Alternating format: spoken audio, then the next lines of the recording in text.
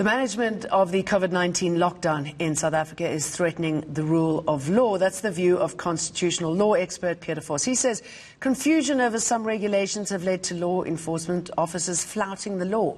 He says ministers should avoid issuing vague rules. Well, Pierre de Vos joins us now via Skype. From Cape Town, a very good morning to you. Where is the rule of law in what we saw last night? Well, last night was like previous announcement, short on detail. So the point that I made in the piece I wrote was exactly that if we have these kind of announcements, it's important that it is then followed through by clear regulations, and that when regulations are made, we don't know what the new regulations for phase 4 will actually look like. These should be easy to follow. If they are vague, like the debacle with the hot food situation, then what happens is that individual officials, police officers, they decide what those regulations mean, and it becomes impossible for the rest of us to actually strictly adhere to the law, because the law changes as the officials think they should change. And of course, in the end, if you do break the law, it's going to be very difficult successfully to prosecute you, because if the law is not clear, that regulation is not going to be found to be constitutionally valid. I mean, a case in point, the footage that we played earlier of an old lady selling achar, taken away by the cops. You have the Minister of Communications fined 1,000 Rand for having lunch. A CEO, let out on bail for 60,000 Rand. I'm sure that doesn't help.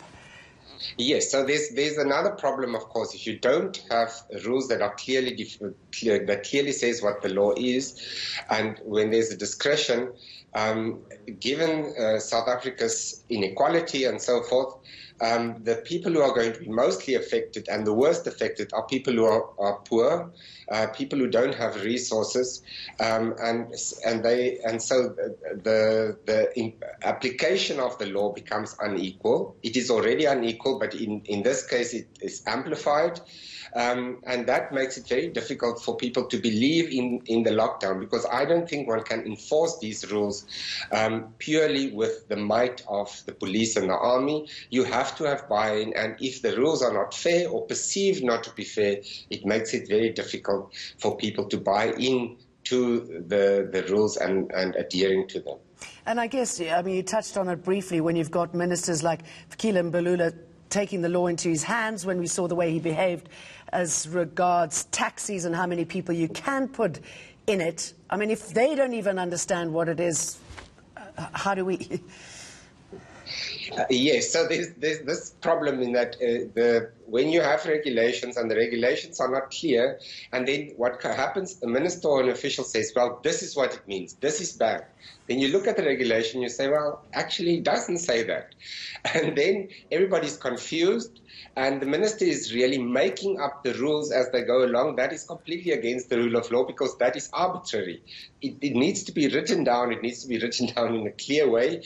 And that is, I don't think that is just a luxury. It is actually extremely important, because if you have arbitrary rule, the abuses will occur, as we have seen in the way that the police and the army has handled certain situations, and the example that you mention as well. What about rounding up people? Something like 10,000 people have been rounded up in KwaZulu-Natal. I mean, firstly, we don't have that space. Our jails are dangerous, and I'm just wondering what sort of recourse they have to any sort of legal help.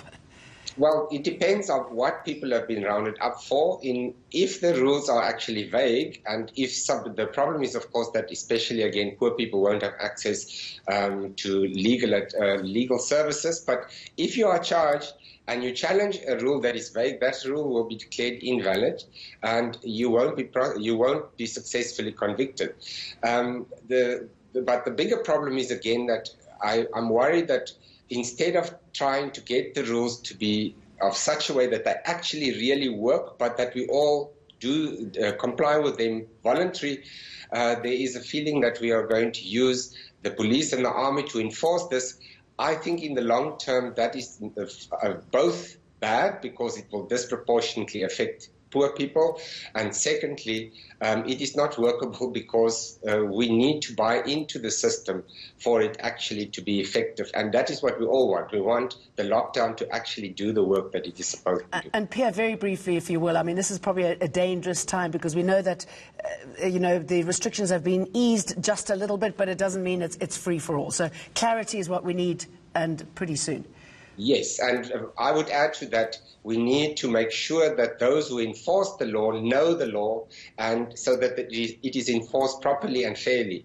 I'm very nervous that, especially if there's this confusion about what is level 4 or 5, that police officers will use this wrongly or apply it wrongly to the detriment, again, of people who have no other choice but to be on the street. And don't be petty. Pierre de Vos, good to talk to you.